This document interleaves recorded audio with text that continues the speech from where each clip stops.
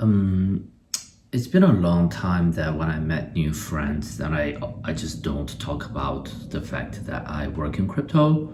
I mostly just say I'm a developer.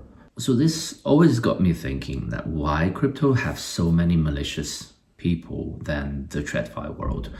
Um, a common sort of rejection that I got is that TradFi also have a lot of malicious people that it just like I don't know about them, which I'm always kind of skeptical. So I actually dig into some of the stats here, and so it turned out to be quite the opposite. The DeFi loss rate is about 8,600% more than TradFi. And the average crypto fraud loss, it's about 3 times the size of TradFi. And of course, some, stats probably won't surprise you that 98% of token ever launched on Pump.fun are either rug pulls or pump and dump schemes. So I guess like I'm at this stage, I'm fairly convinced that there are just a lot of malicious people in the crypto space. It's kind of hard to justify in a lot of ways because me myself, like I don't consider myself a malicious intention.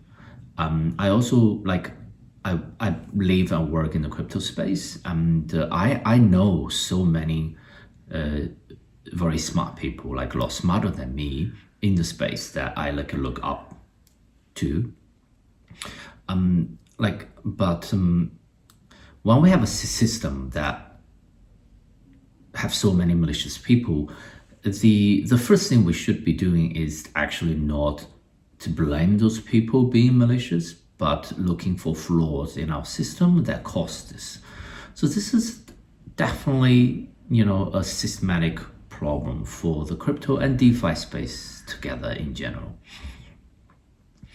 It is it's like when you design a game, like you design a system, you design a society. It's like essentially very similar situation. Like participant will come in and participate in your game, in your society, in your system, and then they will always gonna be driven by the nature of whatever that drives them. Usually in a society would just be people be accumulating resources, and most likely it would just be wealth. And if in the game you might be able to collect like coins or finish tasks.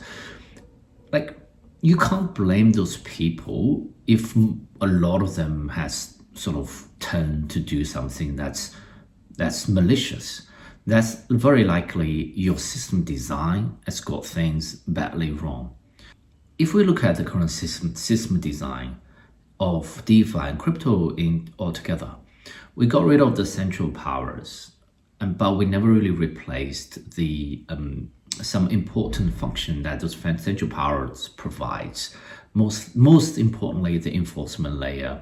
We end up in a system that's actually actively encouraging malicious act in every way possible.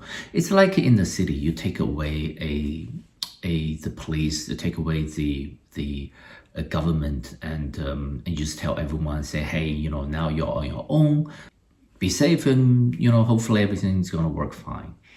And yes, it is very decentralized now in this whole city because there's no higher power of order enforcement possible at all.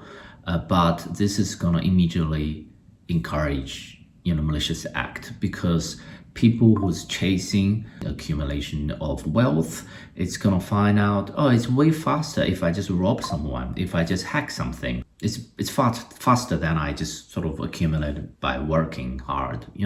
This is a misaligned incentives, usually caused by structurally flawed system design lead to this.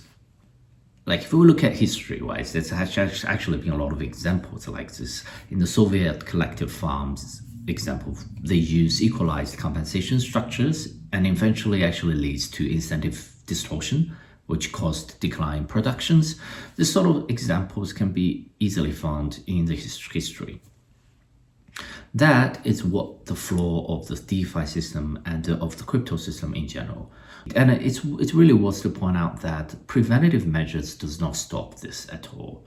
it make it harder for people to hack, to steal, to carry out malicious act, but it does not stop the incentive to do so. It's similar to the situation, like look at the metaphor of the city we just described, like preventative measures like circuit breakers, more audits, even privacy.